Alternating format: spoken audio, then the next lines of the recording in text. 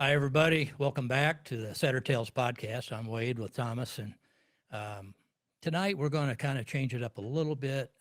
It's always fun when we get a chance to talk to somebody that has actually had a chance to, um, you know, live their passion in the sense that take something that they totally enjoy really doing, and then be able to make a occupation out of it or a business out of it.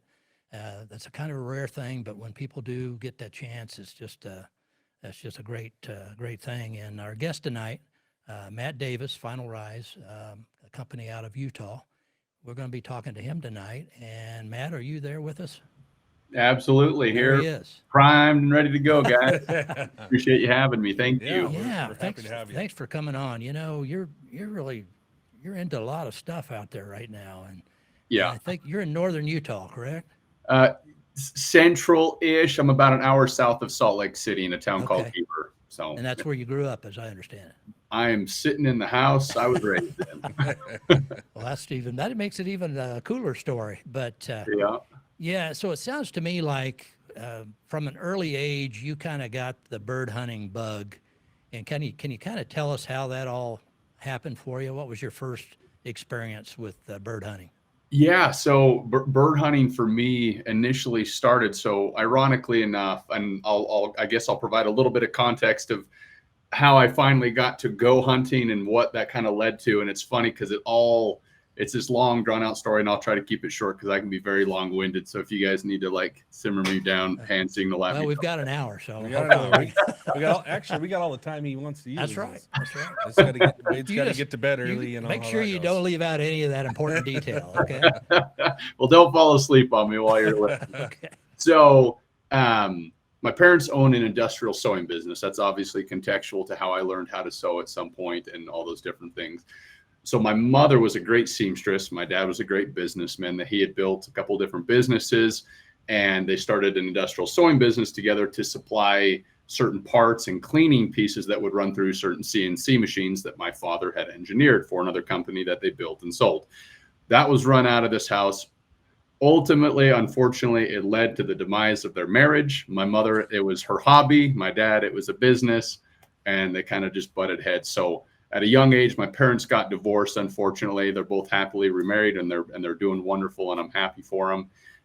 But that kind of springboarded the opportunity for me to go hunting, because at a very young age, I just loved animals. I love birds. I love deer. I was the little kid that we would go around to all these different national parks for spring break as a family, and we'd go in our little motor home. And so we'd go to Zion's National Parks and Canyonlands. And obviously here in Utah, we have a lot of really beautiful places to visit. And I love taking pictures. And I would go around, and you know how there's like tame deer running around in like the campgrounds. I would dispense a whole roll of film just taking pictures of these deer. And I just love animals. And that's weird when people are like, you like animals, but you like to hunt. And anyways, I always wanted to hunt, and my dad really wasn't into it. My dad wasn't around a ton, and both fortunately and unfortunately, however the perspective you want to put on it, their divorce led to my dad wanting to spend time with us, and I wanted to hunt. And so my dad had hunted as a young man, all growing up through college, different stuff like that. And I live in a wonderful place. I live in Heber, as I mentioned, and there is ample grouse hunting right out my back door. And so because of that, ultimately we started going around and just started hunting. We had hunted behind labs most of my life growing up. We just kind of had family dogs that were bird dogs. I've since learned that's a little different, with my own dogs. But anyways, just grew up loving to hunt. Hunted with my dad and my brother, and we used to go as often as we could, essentially. And as I grew up, my parents were separated, but because I wanted to go so much, my mother, the rule was if I finished my chores on the weekend, on a Saturday or whatnot, she would take me hunting. And my mom taking me hunting was essentially, she would drive me. There's a big mountain range. We Just lost him on audio. oh, I you think lost we it. may have lost a little bit of audio there. Let's try a little bit of magic here to bring him back. Boys, cover for me. Well, he's got me sucked in already to Yeah, the story. I'm so intrigued, I'm and for those watching out there, we can see what you're writing. So Aaron, appreciate the comment. That's just kind of what Yeah, we got a Wade and I little. are trying to do, and with Matt adding on to the just on the pages of what we're trying to do, and his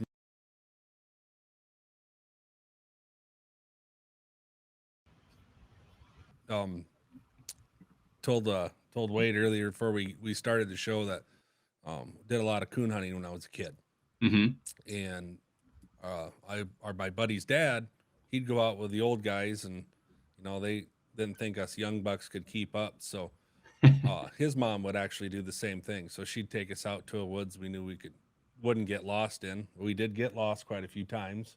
We'd just have to holler. She'd have the window cracked, but she would sit in the car and read a book, and it's always good to have that somebody that's going to support you in hunting. Oh, absolutely. My parents did the same, and so that when I read that on your website and everything, you kind of read about that or wrote about that on your website. It's like, Yeah. that is cool, because like if it wasn't for our parents or a mentor doing that for us, we'd never be hunting. And I think a lot of kids get left behind because there's just not that influence to get them in the outdoors interested, and that's a really cool story. So with the industrial sewing and everything, and putting hunting together, is that just something that you decided you wanted to do? What kind of made you to say, hey, I'm gonna start making clothing, especially your vest? I know your vest is Yeah. very, very popular. So Man, honestly, it was, I could almost call it a fluke, if you will.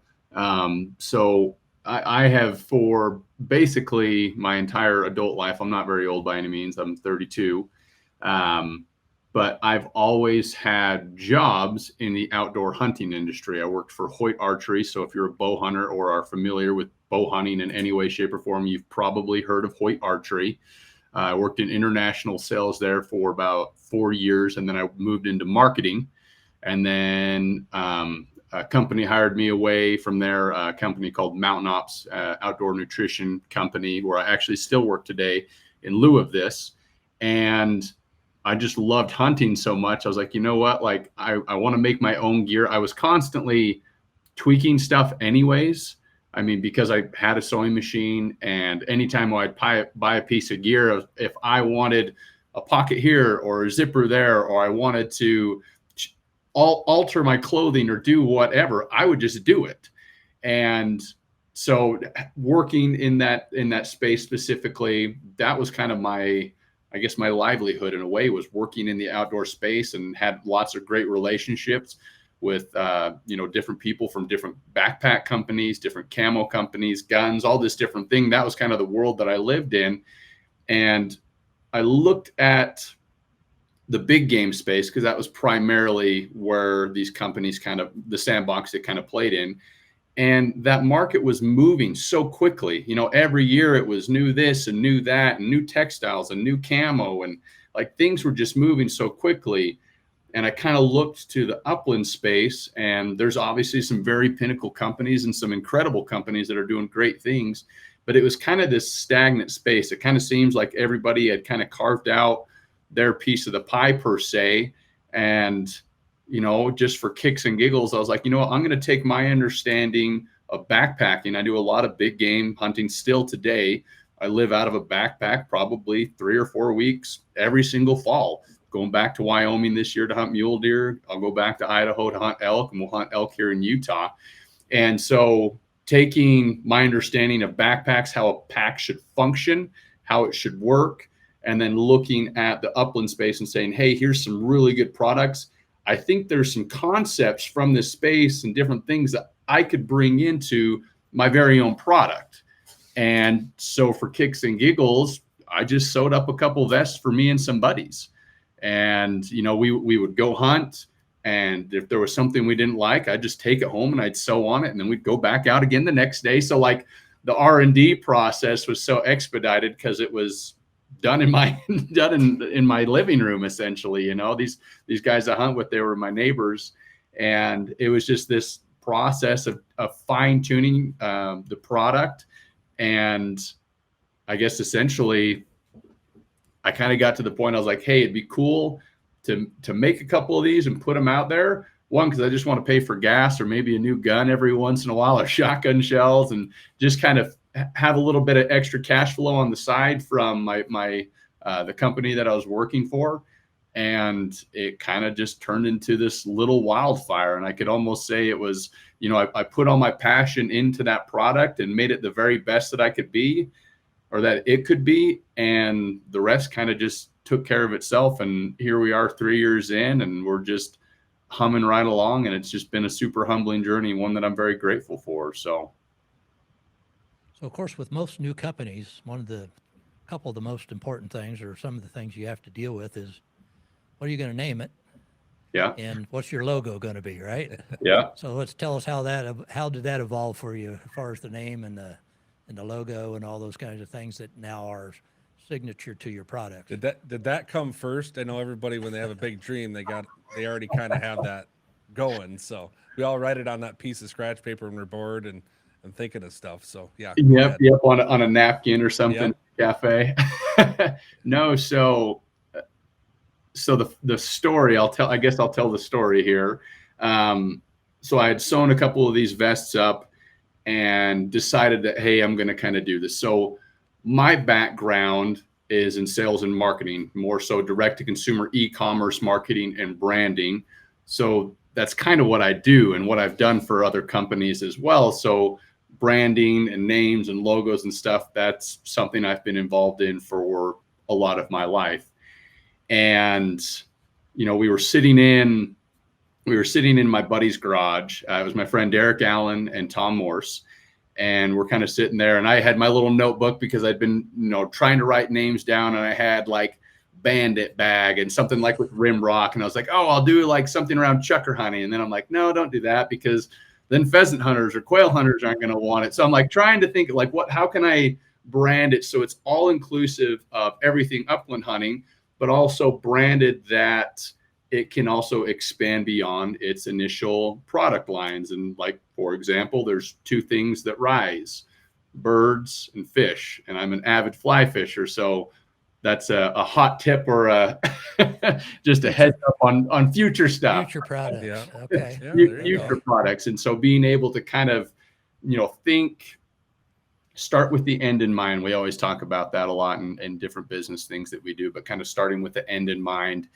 And anyway, so we were kind of kicking around names, and I'm like, what is that pinnacle moment that is like bird hunters, like we live for? Like, what is that moment? Like, what is that word? What is that phrase that you hear, or like it just hits you? It just connects with you. And my friend Tom said, rise. And I was like, dude, that's a great word, right? Like, that's very inclusive of all species of birds. And then I thought, I'm like, okay, what is our product and how does it play into that rise?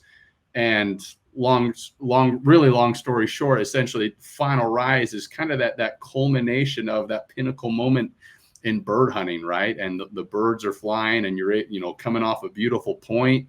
If you're lucky and you're a good shot, you pluck a couple of them out of the air, and you're able to slip them into that vest. And so kind of that vest being that final rise, that final piece of that story. And golf. I hopefully I explained that well enough. Yeah, that's No. I kind of think of it as that, when you break that covey of birds, and there's always the last one or two that kind of come out later, after the stragglers. Sometimes even after the shooting kind of has subsided, and then it's that one or two that kind of comes out at the final rise of the last part of that covey that comes out. So Yeah. it's cool. Very cool. Or shooting time's over. Yeah, Dog's it might be. on point. Yeah, Gotta go. So, last covey of the day, that final one, I guess. But Yeah. no, that's that's the cool part, I think, about businesses like yours, is that brainstorming and with some buddies, and you're just talking about what's guys are throwing stuff out. And I mean, we kind of went through something similar with our Setter Tails thing that we were doing, trying to come up with a name that made sense. And but that's pretty. When you find it, you find it. You go, I know that's it. You hear it, and it's light bulb, and you're like, that's it. And I bet your buddy doesn't let you forget that he was the guy that, hey, that was my idea. It was my idea. He wouldn't take credit for it. He's Yeah, too that's good of cool. a dude. You just keep him in the free product, Yeah. right? Yeah, that's right. That's right. Now you had to have a logo too, then, to go with it, right? So Yep. So absolutely. So, again, trying to think through, it's like, what is, kind of symbolic. What can these bird hunters relate to? And I've got our logo on me right now. And it is primarily a chucker feather, but a lot of upland bird feathers have the same kind of concept. They have some sort of bar. And so just enclosing that in a circle, just making it that icon type piece that looks good on, a shirt or on a hat or embroidered on our game vest, and just something that was different from some of these bigger brands, like an Orvis or a Filson or whatever, and just something that people could connect to. I feel like that's such an important part of branding in general, is creating that common ground with the people that hopefully your product is for, right? And so fortunately, at the end of the day, I'm just like every bird hunter out there. I just know how to sew, right? Like I'm no different than you guys at the end of the day. I'm just a normal dude, and just had an opportunity come up, and was fortunate to leverage knowledge and experience that I'd gained in other business endeavors prior to that and other employments, and kind of just bring that all together into my own thing. So did you go, obviously with your knowledge on marketing and sales and going through all this, obviously went to college and did all that, the whole thing too. So Yep. University of Utah, go Utes. Well, the Utes. So after you had your, kind of your final product, or the one that you wanted to get out there, what was your strategy as far as getting people to see it, to know it, to use it? What were you going to do? How were you going to do that? Yeah. So again, being able to kind of lean back on the network of relationships that I had built in the hunting space primarily. I knew the people that bird hunted. I was fairly active on social media. I think most people knew that I bird hunted. The company that I work for, Mountain Ops, I guess I've been fortunate to be a big part of that brand, and in a small way was a face of that brand during that building process in those early years. And people knew that I bird hunted. And so being able to kind of leverage that, I kind of just started telling people that I knew, said, hey, people that I knew that had a little bit of pull, or just normal dudes that I knew bird hunted. I just said, hey, this is something I'm working on, would love you to check it out. And just spent time on social media, just messaging people, just trying to kind of start planting those seeds. And I was still like on that fence of really how hard do I want to lean into this? I still have a full-time job, and it's a wonderful job, and I very much enjoy it. How much personal time am I really giving up to go do this? It's people always say I didn't want to work 9 to 5, so I started my own business, and now I work 24/7. Well, that can be very true, because when you're working for yourself or you're doing your own thing, it's nonstop. And so it was kind of like this internal conflict of like, my experience tells me what I should be doing and how I should be building this brand, but I don't want it to cut into my hunting time either.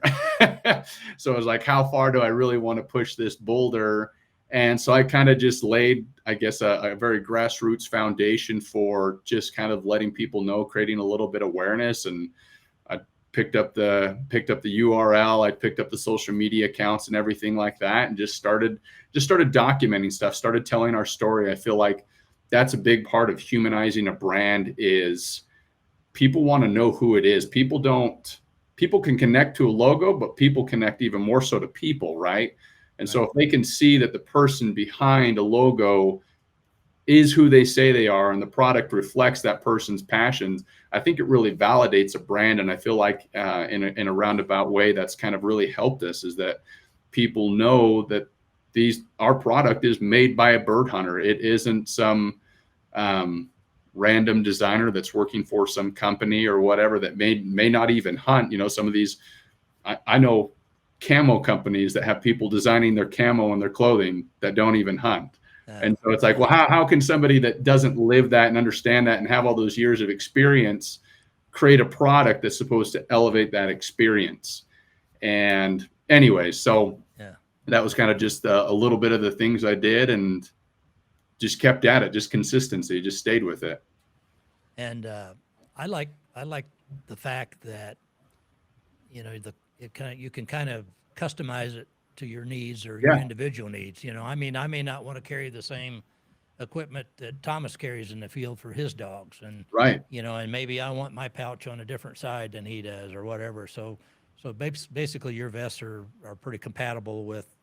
You can design it however you want and as much Yeah. stuff as you need, and maybe you could even on certain hunts take things away from it that you may not need on a particular long hunt or short hunt or whatever. I think that's a great piece of it. So Well, thank Yeah, you. and I go through hunts and I'm sure Utah weather is similar in how it changes so quick. And in Yeah. Iowa, we had a particular hunt Wade and I went on. It was one day it was 74 degrees Balmy. at Highland where we guide, and the wind was blowing like 40, 50 mile an hour at times. And it's like, okay, it's too hot. I gotta wear a t-shirt. I don't want to wear this big bulky vest.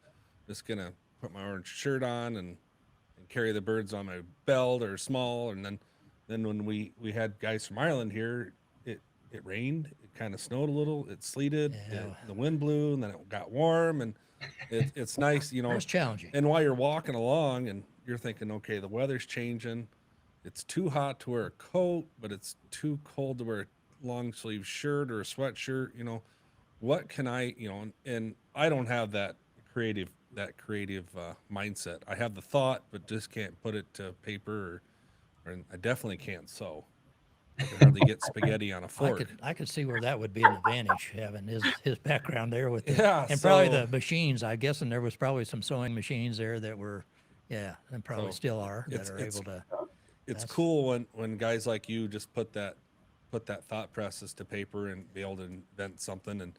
And like, I've hunted about everything that you can hunt in Iowa, and it's like, what can I do to make this easier for me so I can enjoy it a little better? And Yeah. I had the pouch for the old Tritronics on the side and been out in the grass on my hands and knees and looking for it, and it's like, God, there's got to be something better than having this thing hanging around my neck or hooked to my belt. And with all the technology stuff that most of us carry today, you have to have that. And Yeah. and you got your Garmin's, and then you have, and then you get older and you think, gosh, I should probably have a little extra water. The climate's different, and well, man, I should have some gauze and some stuff. And right on your website, you had a picture of a dog that got injured, and you put it right in the pouch. It was comfortable, and you carried that dog off a mountain. Luckily, we don't have a mountain here we'd have to worry about, but I've carried a 75 pound coon dog out of the woods 2 miles because he had diabetic shock. He went into a diabetic shock, and there's no way to get out but carry him. So if I would have had that vest at that time for something similar to that, it would have been a heck of a lot easier on me. Yeah. And you get 2 miles away from the truck, there's so many scenarios that can happen. And like I said, I don't have that creative mindset to put it to paper. And like I said, I wouldn't be able to sew anything together. So at some point, obviously, whatever you're trying to accomplish, and it happens. I mean, obviously, suddenly, you find yourself, everything's coming true that I wish for. Kind of like, now what? Did you find yourself kind of in that position of, do I need to outsource now? I can't keep up with this stuff just myself and my wife alone for the requested orders and that kind of thing. So, I mean, that's good, I guess, but that kind of changes the whole outlook too, doesn't it? Yeah. And it's you never know what's going to happen. Right. And I think the biggest thing in any business is to just constantly adapt and evolve. There's a great book called Obstacle is the Way. It's a great read for anybody out there that needs a good book to read. Right there. But it just talks about your mindset. It's you just never focus on the problem, right? So right out the gate, Wade, it was like, I mean, turned on the website, and what I wanted to sell that year, I'm like, if I could sell this many vests, this means it'll equate to this much, and that means this many tanks of gas, and this means I'm going to Colorado, or whatever it was. I'd kind of like in my mind dreamt up what I wanted that to be. and we turned the website on and we sold that number in like the first 10 minutes.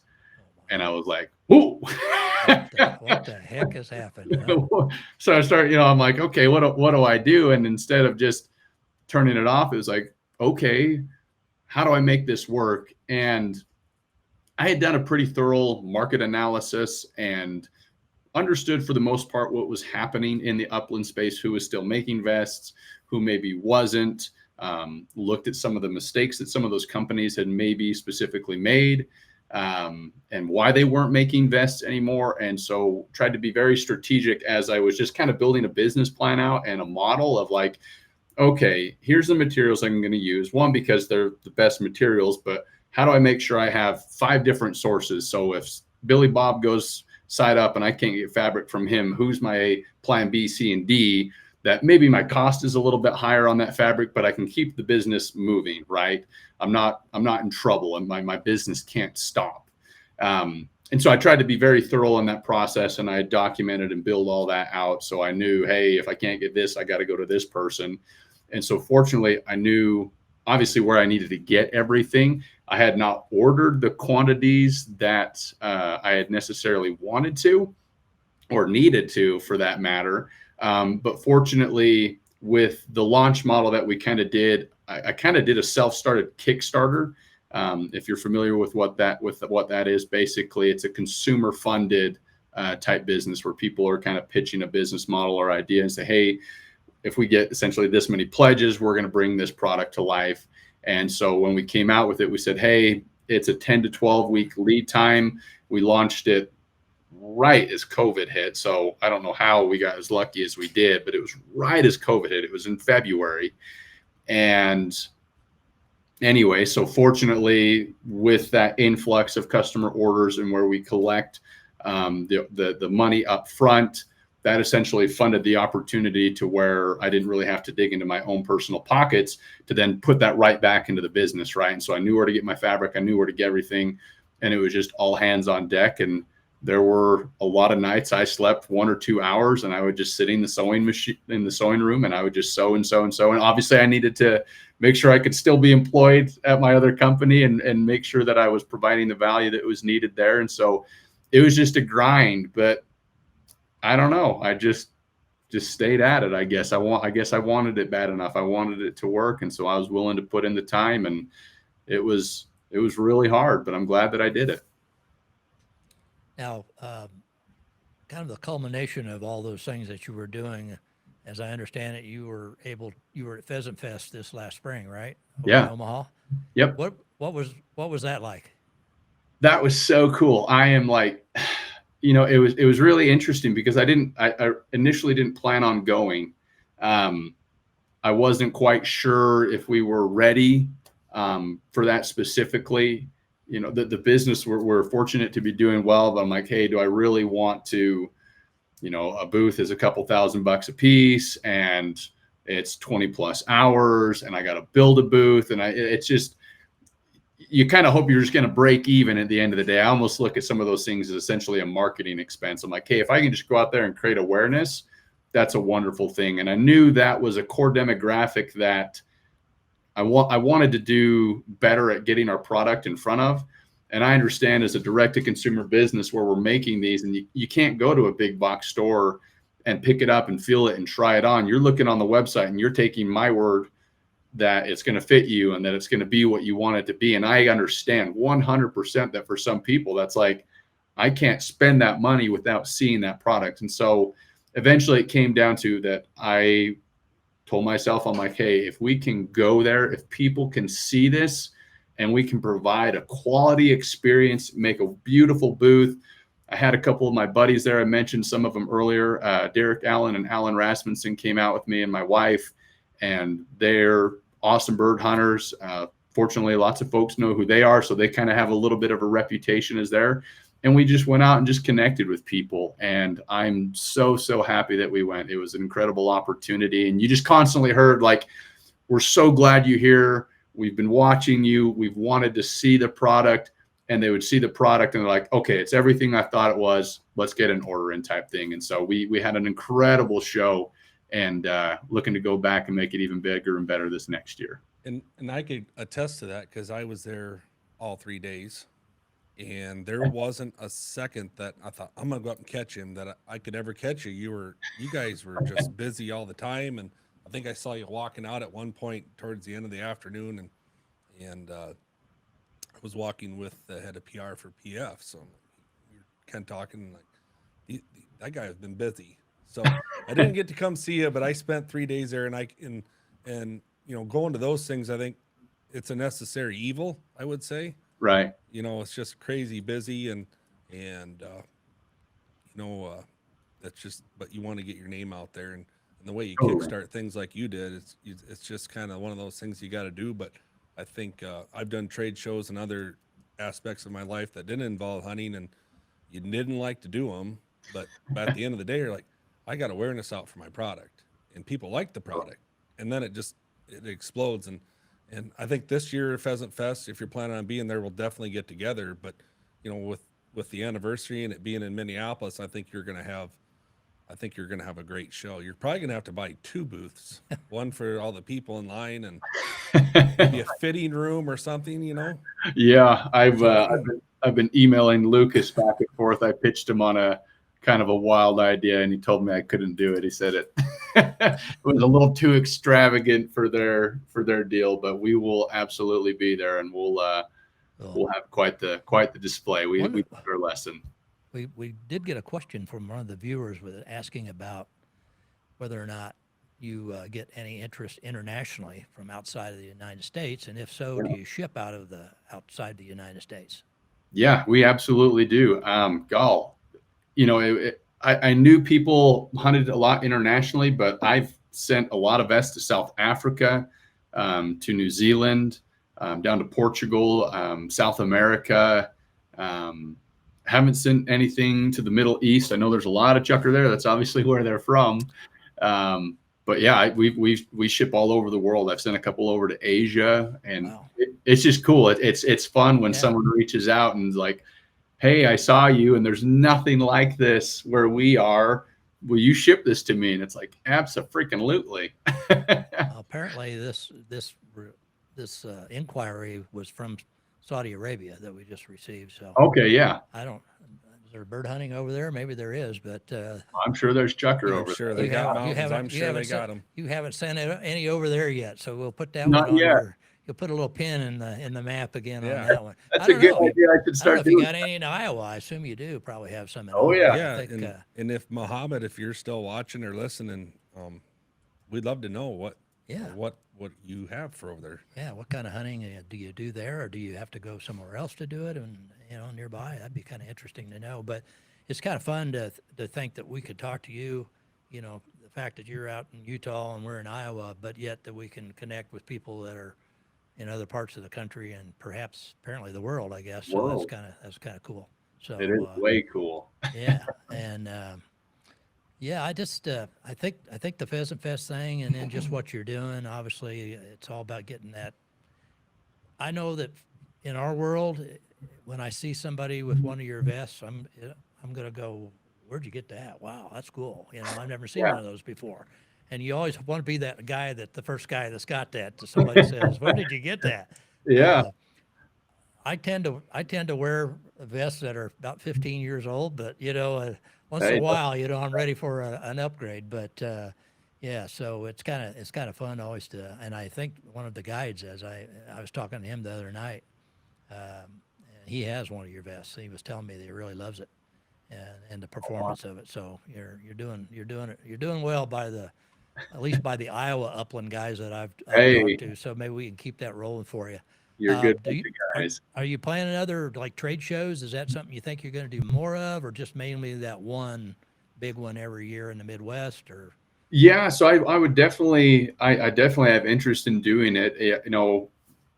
The sometimes I guess the time conflict is I go to the trade shows for the company I work for as well, and a lot of those are hunting shows specifically, and so there's times that I go to that, but take my vacation. I guess at the end of the day, it's my time to use, but definitely have interest in going to more shows and trying to understand, I guess, a little bit better where those upland hunting demographics are, where can these upland brands go and actually just get in front of the right people. And I've had people suggest some of the shows, and I guess you don't know until you go. So I definitely have ambitions. So well, you got a nice website, and some great photography and pictures on there. And one of the things I was going to kind of get a little more into, and when we spoke the other day, we kind of talked a little bit about dogs that you own. Dogs that own you, probably, which is kind of how it works with guys like us. I'm owned by several, and so is Thomas. But I know you said you're kind of a German short hair guy, or at least that's kind of the way you've gone recently. Yep. And we won't hold that against you. But thank you. But so what's your status? You got the 3 that you hunt most of the time, and maybe you're going to add one here in the near future if everything works out. Well, I added him. Did you? I added him. He's sitting up above me, going through crate training and trying to figure life out. So there you go. So you'll have the 4 then. Okay. Yep. I'll have the 4. So I have 2 German short hair. Well, now 3, and then I also have a lab that I waterfowl hunt with. I do a lot of field geese hunting, a lot of river hunting. I really, really enjoy waterfowling. Still grew up doing that. And I mean, I can right down the street right over here. So we're on a dead end road. I'm on 10 acres. My dad's on 10 acres, and we've got a bunch of alfalfa fields, and we have an early October waterfowl hunt. And I just walk down the street with my shotgun. I just timed the flights and went over there, hopping my blind. How does a guy end up living in a place where he just walks down the street and he can hunt geese and grouse and what the hell? How's that happen? I kind of am in the same situation. Well, you are. Thomas lives next to a preserve or I got about 3,000 acres in my backyard that I can I can waterfowl hunt, deer hunt, pheasant hunt. So I'm pretty lucky on my location as well. That's pretty cool though. It's nice to just be able to collar up a dog or grab a gun and just walk out the back door and go hunting. There's nothing better. So as you kind of mentioned some future projects, and I don't know how many of those you really want to kind of get into, but it sounds like it might involve some other type of sporting, maybe some fishing and that kind of things. But at some point, do you hope that you go full time, or this makes the transition that this is something that this will be it. This will be the thing that you do. And unfortunately, even as much as you love the other job, that something's got to give. Yeah, I think eventually you hit that fork in the road, right? I came on very early to this company, and I was probably the second person they hired. And so some of those founders are still there, and there's some specific reasons that are worth me sticking around here for the next little bit. But I've kind of told myself, when the founders are no longer involved, the guys that I came over specifically to work for and be a part of, that'll probably be the time that I kind of just go do my thing, So hopefully this can kind of keep building momentum. I don't pay myself out of final rise. I just put every penny back into the business and just continue to try to grow and develop it. And hopefully when that time comes to make that transition, it's a well-oiled machine that's already running, and we can hop in and pour some gas on the fire. Very cool. So I know you say you just pay, you don't pay yourself, but at least pays maybe for the R&D trips. You have to go places for R&D. There's some tax benefits to owning. There's no doubt about that, though. Yeah. Well, where are you going? Oh, I'm gonna head to Iowa. Sounds like they're having some weird weather out there. I'm gonna go pheasant hunting. Just make sure the vest is good out there. And on the way home, I mean, it is South Dakota on the way home, so we're gonna shoot up there. And you got a lot of options. I'd get myself in trouble if I had that target-rich environment out this way. Yeah. So. If I had that trigger to pull, I'd be pulling it all the time and never get anything done. So, as far as having your personal business, have the larger outlet companies like Cabela's, Bass Pro, they're together now, but a lot of the sporting goods, are they reaching out saying, hey, we want your product in our stores? Yeah. And what are your thoughts on that? Yeah, so I've had a couple of them reach out, actually. So very early on, Shields was probably the very first one to reach out to us. Bass Pro and Cabela's have pinged us a couple of times. One of the things that's kind of difficult for us is kind of our MO as a business is everything's 100% American made and sourced. So all the components, all the fabric, everything like that. So the margins in a product are very different from something that's essentially being brought in. and my cost in a product, they would probably want to pay less than what it actually costs me to get a product to somebody. And so financially right now, it doesn't make sense unless there was like some sort of great tiered volume where they were committing to a very high volume of vests then that would potentially make sense.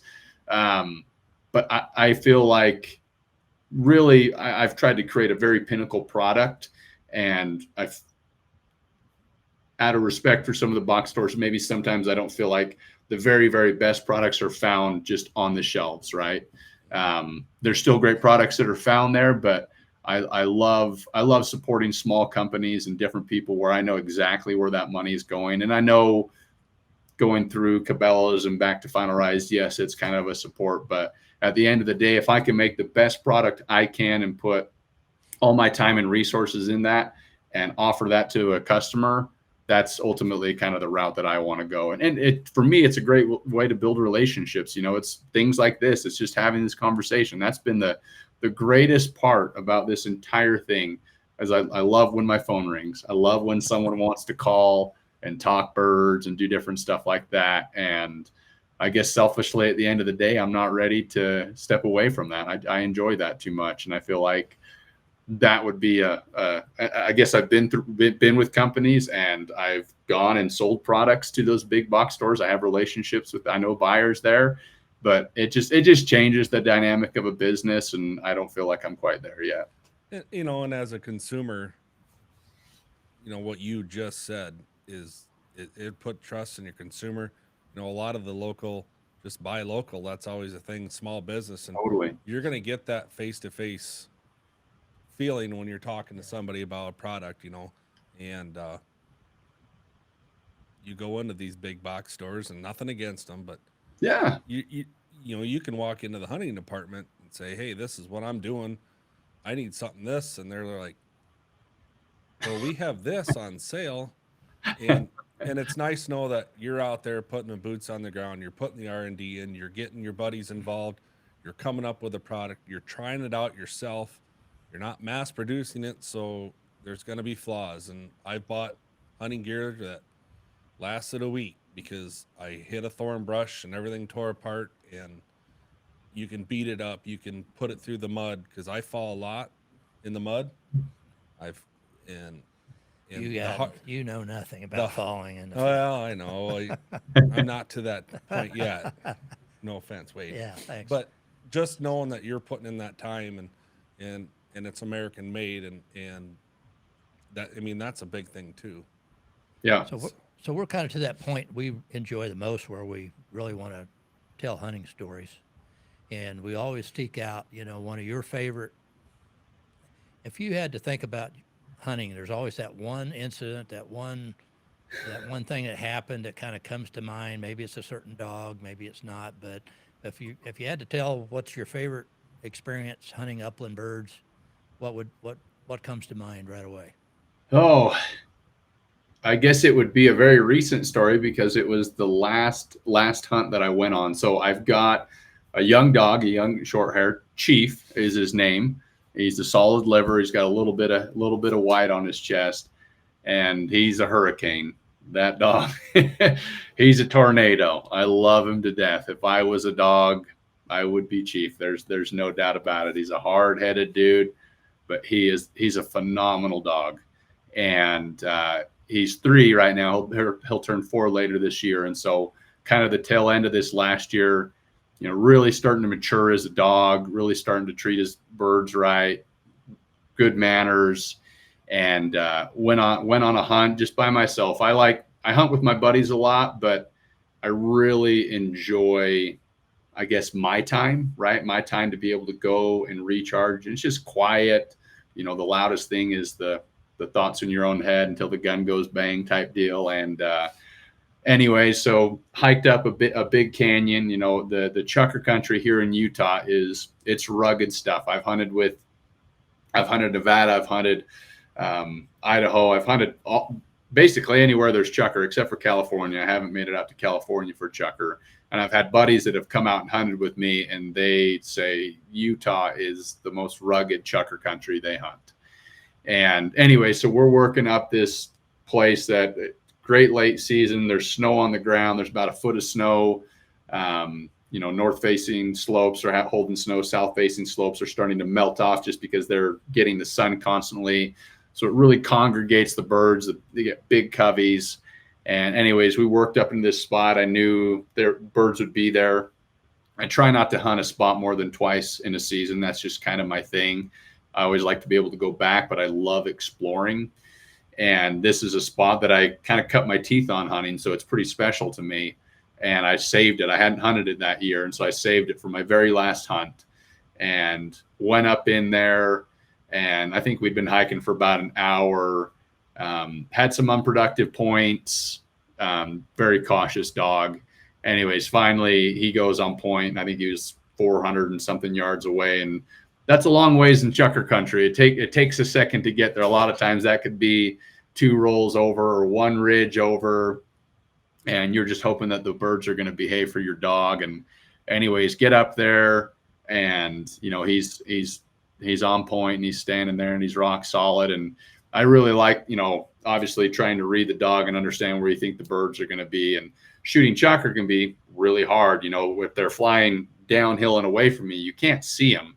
The tops of their backs, they blend in so well. So if you can put blue skies behind them, it's a lot easier shooting. So I usually try to drop down when I can see a dog a couple hundred yards away. I will essentially pick a spot that I think the birds are likely to be, 20, 30 yards below that dog, and then kind of come straight across at them. And fortunately, picked the right line, got in there. Birds got up. I'm a big 28 gauge guy. I love the 28. I just think it's such a wonderful gun, wonderful gauge. And anyways, birds come up, shoot the first bird, and another one comes out, shoot it. And, dog takes off after the long bird, and I get up there and I can see one of the birds kind of flopping. And so I'm just going to stand there and let my dog pick up the birds. He'd really been struggling with his retrieve. He's very competitive. So if there's another dog around, he wants to go grab the bird and then take it where nobody can get it. So I'm just letting him work through it. And, he goes down, disappears, come back, has one. I'm like, cool. See him go down, comes back and gets 2. And then he turns around and takes off again. I'm like, oh, what is he doing? Well, here he comes back with the 3rd bird. So I'd shot a Scotch double on the rise. Oh, picked up my 3rd bird with my 2nd shot. And anyways, had those 3 birds, went up probably about another quarter mile and shot another double over him. And so I was able in 4 shells to kill a limit of 5 chucker in Utah on my last hunt. Wonderful finds by the dog. He just handled his birds so well, and it was just the cherry on top. I couldn't have been more proud on the dog, and it was just the most pinnacle way to end a chucker season. So that's my story. I hope you had your GoPro on when you got all that on film. Right? That's one of those hunts, and I've gone through them too, and that's one of my solace things to do is just grab a dog or grab a couple and just go. Nope. Yep. Leave your phone in your pocket. Don't answer it. Put it on silent and just take off. And when you have that good of a hunt like that, you go, did you go hunt today? Nobody's going to believe this. So I started carrying a GoPro, and I haven't figured out how to run that dang thing, but I did get a double last year on camera. Heck yeah. It wasn't one shot double, but it was like a 20 bird flush, and dropped the first one and then looked over and thought, oh, I'll get that one too, and got that one. I was like, that's all I needed. That was perfect. Yeah. It's a 10-second clip out of the hour that I had on my footage, but that 10 seconds of that cool hunt, now everybody's seen it.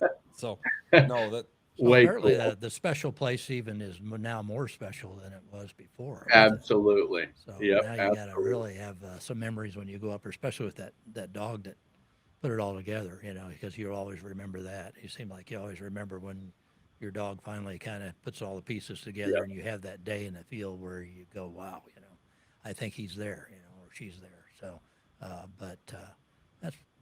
that's now the other question I had too was, does your wife hunt with you?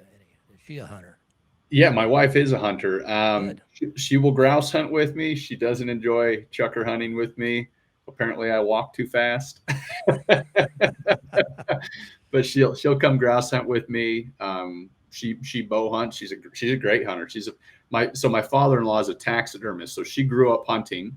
Oh, And wow. so it was a very easy transition. Now she's a barrel racer. So she loves barrel racing. We have horses and all that different stuff. And so hunting's kind of my vice, barrel racing's kind of hers. So it's kind of this give and take. So I'll go to a barrel race every once in a while. She'll come hike in the woods with me with the shotgun every once in a while. And it's fun. She's definitely not into it at the level that I am, but It sounds like she knows her way around a sewing machine too, from reading your Yep. materials. Yep, she sure does. She learned. She didn't know how to sew. I actually Yeah. had to teach her. So That's cool. That's very cool. So along with the horses, do you ever attempt to use run your dogs off that horseback? I haven't. I've actually thought about that a lot. So I grew up on horses. Spent my whole life riding horses. My sister's rodeo, did the whole thing. Farmed, irrigated cattle. We did the whole thing here, and so at a young age, I kind of grew to resent horses because I was the 12-year-old kid that I'd wake up at 4 o'clock. I had to change all the irrigation.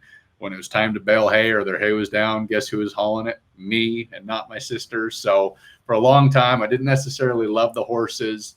Obviously married a barrel racer, so I had to put up with them. And so I actually just bought a horse for myself about 6 months ago. And I've thought about that a ton. I'm like, I should absolutely at least hunt forest grouse off of him. I mean, that would just be in my mind. I love hunting blue grouse. They're a dumb bird, but they're beautiful. They're big.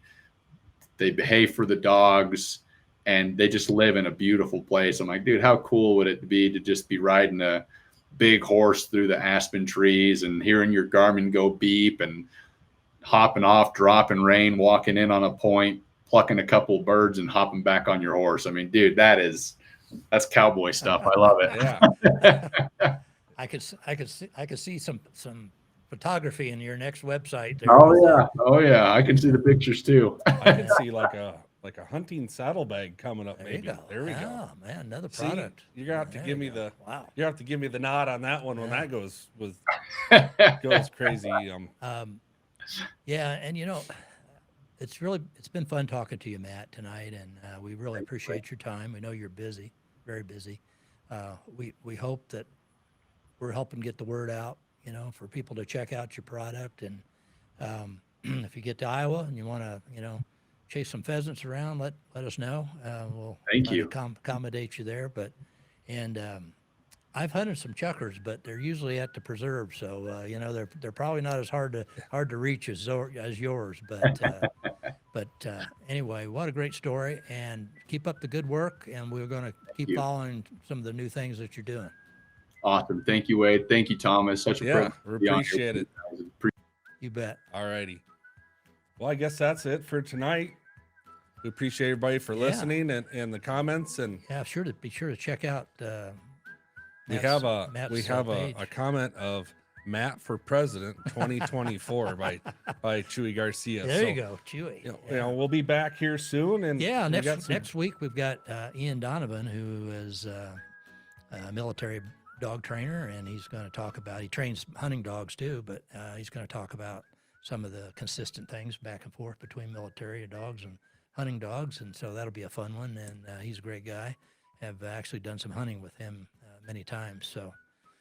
Yeah, That'll we're be excited for that one. Yeah, so tune in, and like you said, keep following us and check out our stuff. If you want to see some more of the podcasts that we've done in the past, you can check out the Facebook page and YouTube page. And Spotify, Yeah, Apple enjoy 'em. Podcasts, a little bit of everything. So trying to get the word out there and just helping everybody out that's in this upland deal. And again, thank you, Matt.